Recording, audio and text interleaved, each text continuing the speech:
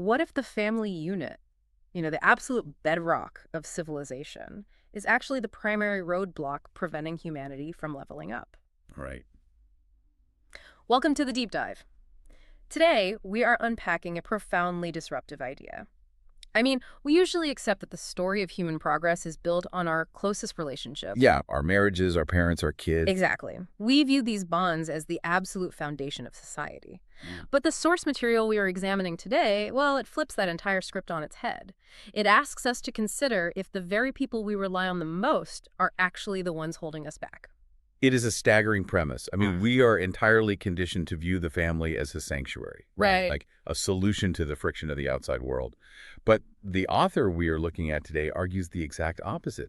He proposes that the institution of marriage and family is the core factor stopping humanity from entering an advanced, civilized society. Which is just wild to think about. Totally. So the text we are drawing from is a translated 2024 essay by a writer named Feng.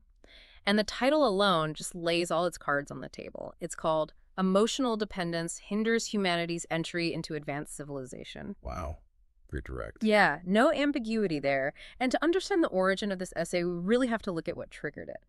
Feng notes that his thesis was actually sparked by watching videos on WeChat from commentators known as Captain Awakening and Kai Ming. Oh, interesting. So it started from social media discourse. Yeah, exactly. These commentators were dissecting parent-child dynamics. And, when you look at the typical discourse around parent-child relationships, especially in highly traditional frameworks, it is often laden with these really heavy concepts of sacrifice, duty, and unbreakable bonds. Right, the whole you owe your family everything mentality. Yes. Yeah. But Feng watched these discussions, and he didn't see a beautiful cycle of life. He saw a trap. And that observation prompted this massive philosophical exploration into the actual mechanics of human connection. And the translation, which was edited by Canyu, it captures a very uncompromising worldview.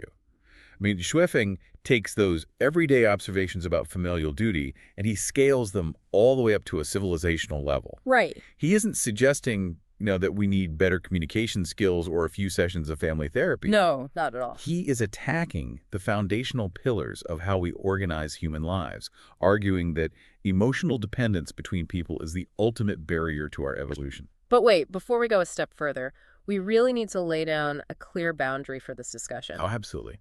The ideas presented in this essay are undeniably radical. They challenge deeply ingrained cultural, traditional, and, quite frankly, political views on the nature of family. Right. And just to be clear, we are not endorsing these viewpoints. Exactly. We are not taking any political or social sides here.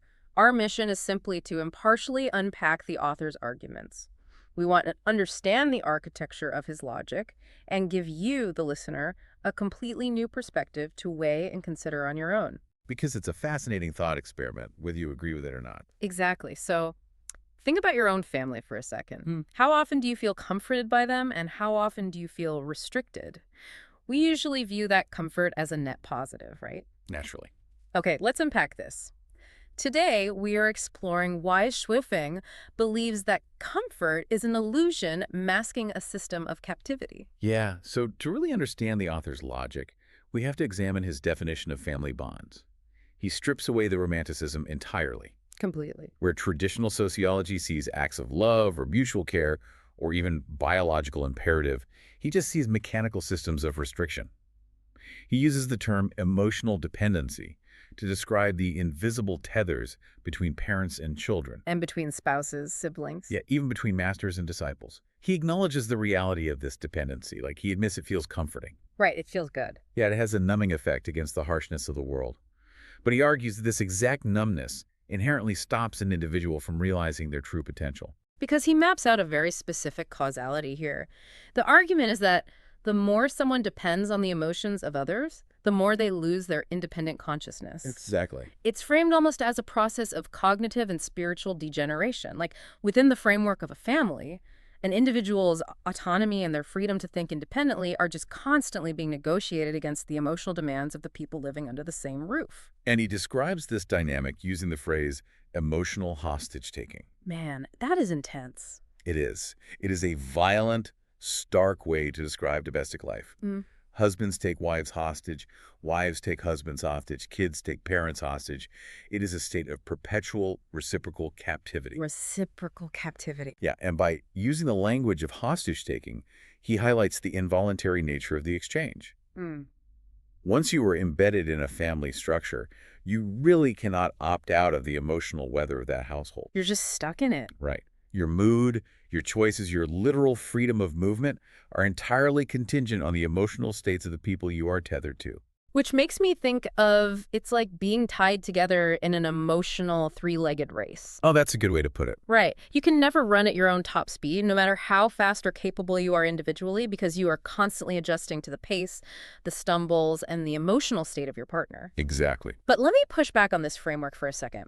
Isn't being tied together, like that shared stumbling and shared recovery, isn't that what we normally call empathy? That's the traditional view, yeah. Right. We celebrate mutual support as a virtue. I mean, to be empathetic means to attune yourself to the suffering of someone else and carry part of their burden. Well, what's fascinating here is that the author would likely argue that what we call empathy is actually the erosion of the autonomous self. Wow. Yeah. He views mutual support not as a safety net that catches you when you fall, but as a web that fundamentally alters your trajectory. It traps you. Exactly.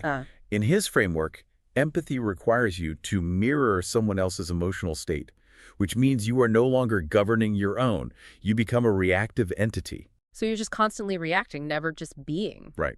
When you are constantly negotiating your own emotional baseline with someone else's instability, you lose the ability to cultivate a purely independent mind.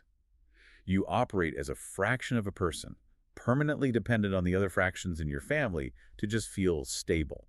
So if families are holding each other hostage in this weird three-legged race, the power dynamics become incredibly complex. I mean, who is actually pulling the strings? That is where it gets really dark. Yeah, because Shuofeng argues that this hostage situation operates on a mathematical formula based entirely on competence. He suggests that incompetence is actually a mechanism for control. The text lays out a very specific inverse dynamic regarding capability within these emotional contracts.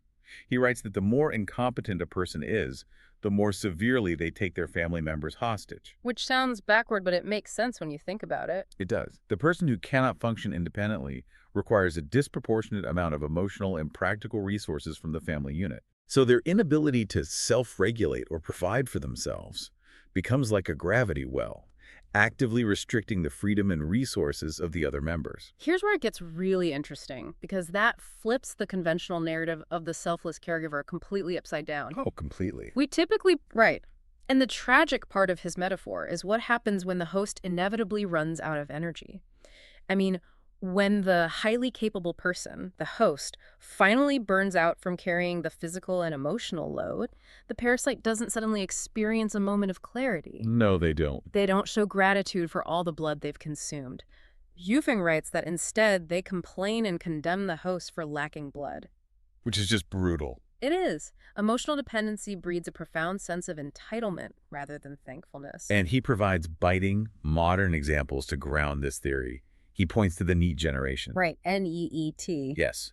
Young adults who are not in education, employment, or training who live entirely off the resources of their parents. Right. In his view, they are operating identically to parasites feeding off a host. But he balances this critique by immediately applying the exact same lens to the older generation. So it goes both ways. Exactly. Parents who view their children merely as retirement plans, living entirely off their children's support, are also engaging in parasitic behavior. Wow. So everyone is draining everyone. Yeah, he applies this blood-sucking metaphor to spouses as well. The dependency flows in all directions. It is a closed-loop system where everyone is simultaneously draining someone else, ensuring that everyone eventually loses. So if this reciprocal hostage-taking and parasitic draining is the default human condition, the historical implications are staggering. I mean, Shuofeng looks back at the trajectory of human civilization and concludes that this dynamic has resulted in a complete historical absence of human joy. Yeah, it's a massive historical claim. He claims that in the nearly 5,000 years of recorded human history, no one has truly lived a life of sustained happiness, joy, freedom, and bliss. To say that genuine joy has never existed is just a severe indictment of human socialization. It really is. And the singular roadblock he identifies for this universal civilizational failure is emotional dependence. So his proposed solution is as radical as his diagnosis. Right, because to cure the disease of the family, he argues we must dismantle the institution entirely. Entirely. Let every single person be entirely independent. He theorizes that if there is no marriage program and no family program, then pain cannot be transmitted. He is advocating for the creation of absolute emotional firewalls between human beings. Like, his logic dictates that a parent's pain should stay with the parent. Yes. A child's pain stays with the child. If there are no spouses, there is no spousal pain to absorb. Without the program of marriage and family, individuals are born independent and remain free, completely insulated from the suffering of others. And to bolster this argument, he reaches for a fascinating historical and cultural touchstone. He quotes Christ Jesus. Wait, really? Yeah. He specifically cites the verse, "A man's enemies will be the members of his own household." Wait, so the author is using a quote from Jesus, a figure universally associated with profound love, community, self-sacrifice, to advocate for the dismantling of the traditional family. Yes, it is a striking rhetorical move. It really is. I mean, he is interpreting that biblical verse with intense literalism. Like, the people closest to you are your enemies precisely because they are the only ones with the proximity and the leverage to take you hostage and drain your potential. Exactly. It is a deliberate recontextualization of a familiar text to support a radical thesis. Right. But, the core tension of his proposed solution really remains. Right. How does one achieve bliss through isolation? Yeah, that is the ultimate question here. If we actually follow this logic and we sever all emotional dependencies and build these impenetrable emotional firewalls, the immediate assumption is that we would plunge into overwhelming, crushing loneliness. Naturally, yeah. For the vast majority of human beings, a life completely devoid of emotional reliance on another person sounds like a psychological void. I mean, we are a social species. Our nervous systems are literally wired to co-regulate with the people around us. If we connect this to the bigger picture, the author would argue that what we perceive as loneliness is actually just withdrawal symptoms from emotional addiction. Oh, wow. Withdrawal symptoms. Yes. The psychological tension between our human instinct for connection and his utopian vision of detachment is profound. He isn't advocating for physical isolation in a dark room. Okay. He is advocating for individual emotional containment within a broader functioning society. The theory posits that if your emotional baseline is entirely stable and self-generated, like if you do not rely on others to regulate your happiness or validate your worth, you stop absorbing the collateral damage of everyone else suffering. So you're just bulletproof emotionally. Basically. If you are truly independent, you aren't dragged down when someone else falls. Yeah.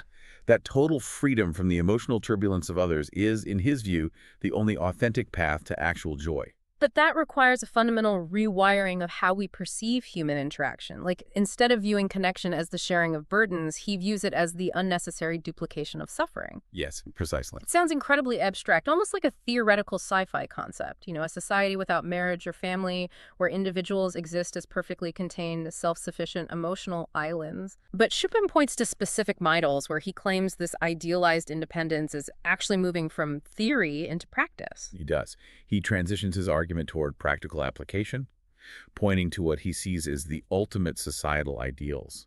He first references the 1,000-year world in heaven. Okay, so he describes this as the pinnacle of civilization. Yes, a state where individuals have shed all emotional dependence and evolved into celestial beings. Celestial beings. Right, because the friction of emotional hostage-taking is gone, this environment literally becomes a heaven. While that sounds highly spiritual or purely metaphorical, he immediately anchors the concept in a modern real-world framework. Right. He cites the second home living model, which was created by an organization called Lifechanyuan. And according to the text, the second home community operates entirely without the traditional constructs of marriage and family. So what does this all mean? Let's think about the mechanics of how a society like that actually functions. If you remove marriage and family, you are abolishing the micro-units of society. You are. You are removing the ownership model of human relationships. Are we all supposed to pack up, leave our families and move to the second home to become celestial beings? Or is there a philosophical takeaway here for our everyday lives? That is the crucial mechanical shift. In a traditional structure, a child, quote unquote, belongs to a parent, and spouses belong to each other, creating the environment for dependency and hostage taking. Right. In the second home model, the community replaces the family as the basic organizational unit, but it does so while maintaining strict individual autonomy. Resources, daily tasks, and survival needs are decoupled from familial obligation. So if a child is raised in this environment, they are raised without the intense, pressurized dynamic of traditional parenting. The reciprocal hostage situation never takes root because the structural leverage of the family has been completely removed. Sweffing claims that because everyone in this model is independent and free from these invisible contracts, suffering is drastically reduced. He states that life in this second home is especially beautiful and comfortable precisely because the parasitic dynamics have been structurally eliminated. The author presents this not just as an alternative lifestyle, but as an evolutionary imperative. However, to answer your question about application, his ultimate call to action for the reader isn't necessarily to pack up and join a specific commune tomorrow. Okay, that's a relief. Yeah. His concluding thoughts are focused heavily on early awareness. He asks the reader directly to consider who is really hindering the realization of their ideals and who is preventing them from becoming independent and free. So the goal is to wake us up to the invisible dynamics operating in our own living rooms. Exactly. By realizing this truth now, we can recognize when we are inadvertently taking our loved ones hostage. We can recognize when our own incompetence is forcing someone else to carry our weight, or when our overwhelming competence is turning the people we love into parasites. Swiffing believes that actively working to free oneself from emotional dependence is a revolutionary act. It is a philosophy of radical self-sufficiency. Even within the confines of our current society, recognizing the trap of emotional dependency is the first step toward dismantling it. By refusing to drain others and refusing to let your own capabilities blind those around you, you begin to pave your own way to this idealized state of true independence. Well, we have covered immense philosophical ground today. I mean, we started by taking the family, the supposed bedrock of human civilization, and re-examining it as a sophisticated emotional hostage situation. Yeah, a lot to process. We explored the dark inverse dynamic of capability where incompetence becomes a tool for control, and that striking parasite metaphor that challenges our most deeply held beliefs about what it means to be a selfless provider. Absolutely. And finally, we looked at the radical proposition that dismantling marriage and family entirely might be the only way to achieve a celestial state of pure, unburdened joy. Entertaining the ideas presented in this text requires a willingness to look incredibly closely at the mechanical realities of our own relationships, stripping away the sentimentality we usually use to define them. And that is exactly why this mental exercise matters to you. Even if you vehemently disagree with Suifeng's conclusions,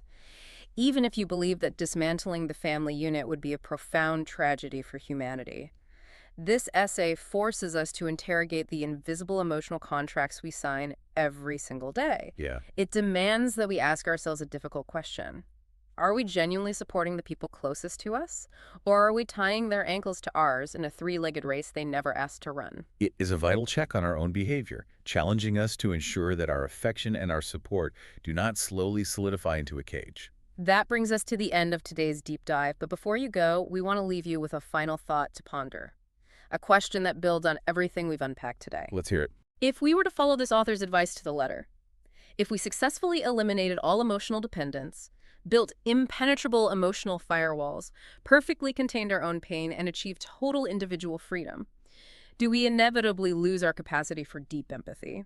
Or, on the flip side, is true, unselfish love only genuinely possible when we finally stop needing each other? Think about it. We'll see you next time.